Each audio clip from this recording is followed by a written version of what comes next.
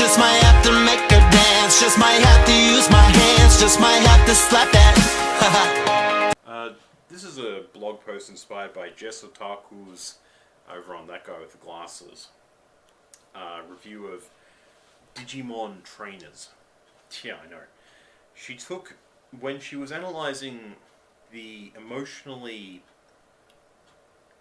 I don't want to say, hesitate to say traumatized, the emotionally stunted character Rika.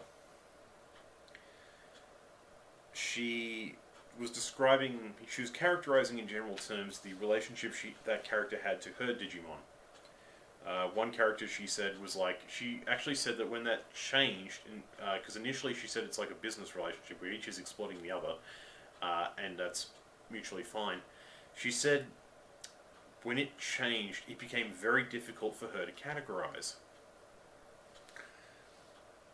And I realized that, and this was a shocking revelation, the English language and in general Western society doesn't have a word for the concept I'm going to try and describe.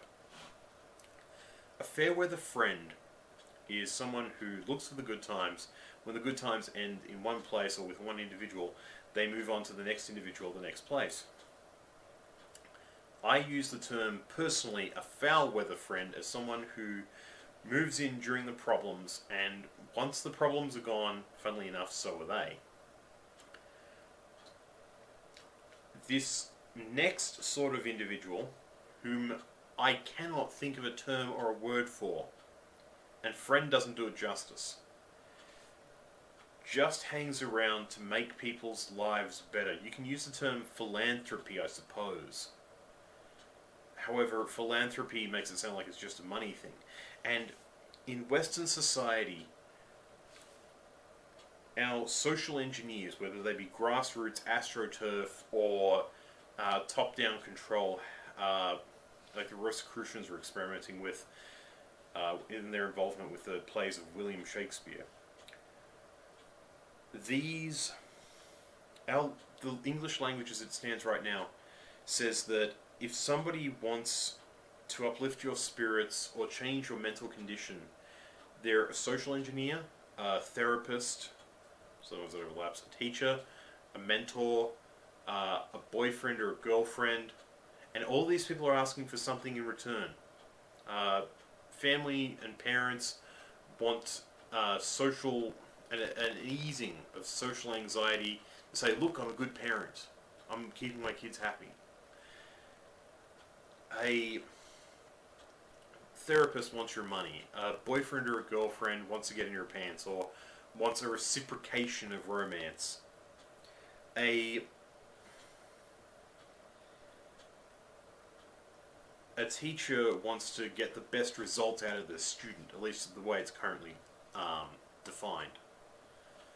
A business partner wants you to see you be productive, so being unhappy is unproductive. The individuals I'm thinking of don't ask for anything in return. Just to know that you're doing better and that they've buoyed you up is enough. It costs them to do it, and they don't ask for anything in return. And there isn't a word for it. There isn't a term for it. Our social engineers have defined every psychological illness, including ones that I don't believe properly exist, at least the way they're defining them, that they could think of, and they've thought of a few.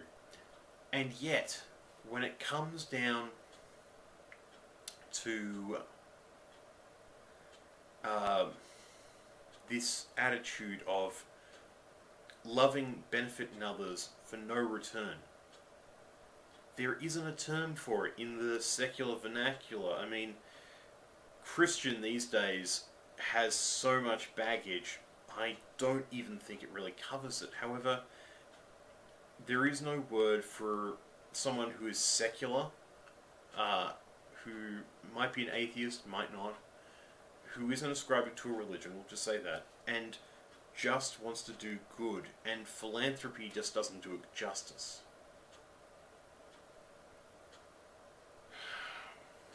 I don't know. Maybe a good Samaritan, maybe not. There's just it's just something I'm just realizing there is no word, and the people who are supposedly giving us our words have never defined this concept. Not very well. Maybe a capital-free philanthropist. An anonymous capital-free philanthropist, or a socially shy capital-free philanthropist. Because friend just doesn't cut it. I mean, yeah.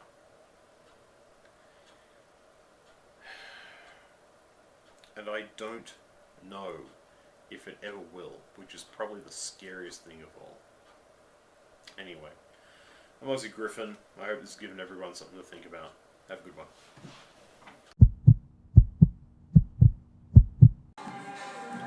Alright, I walked in the house, and this is my buddy Avni.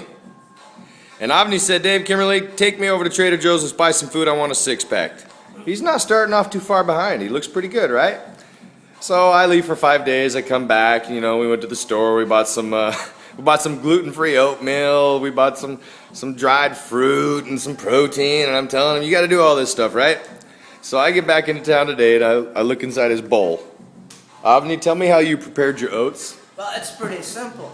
All you do is open up a box of oatmeal, pour it in the bowl, and then pour some milk, and then there you got it. So I walk in, and I was like, bro, and I'm not obnoxious, right? So I'm not going to say anything about the food he eats. I'm not, Indian. I don't understand these things. But he had never cooked oatmeal, and he just poured the milk over the oatmeal, added some rice, and added some fruit, and started eating it. And how was your experience? Well, it was hard to chew, so I knew I did something wrong. So right now we're cooking him up some oatmeal. I'm gonna add a little Body Logics protein to it. Gonna add one little scoop of Nesquik because we're about to go on a 7-mile run. A little glutamine, little creatine, some of the bells and whistles, your magic blue drink, and what else are we gonna? Oh, and some dried fruit. But actually, the mixture is going to be oatmeal, fruit,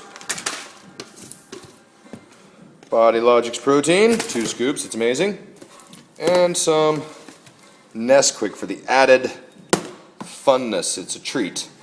That is going to be amazing. Avni? Yeah.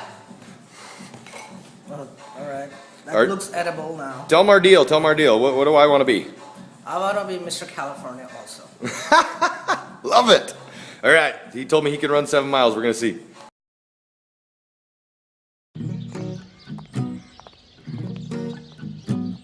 हम दोनों boyfriend girlfriend है क्या? No. क्यों? क्योंकि girlfriend बहुत demanding होती है. मुझे ये चाहिए, मुझे वो चाहिए, जमता नहीं है. पर मुझे तो सिर्फ मैं कालू टिक्की चाहिए.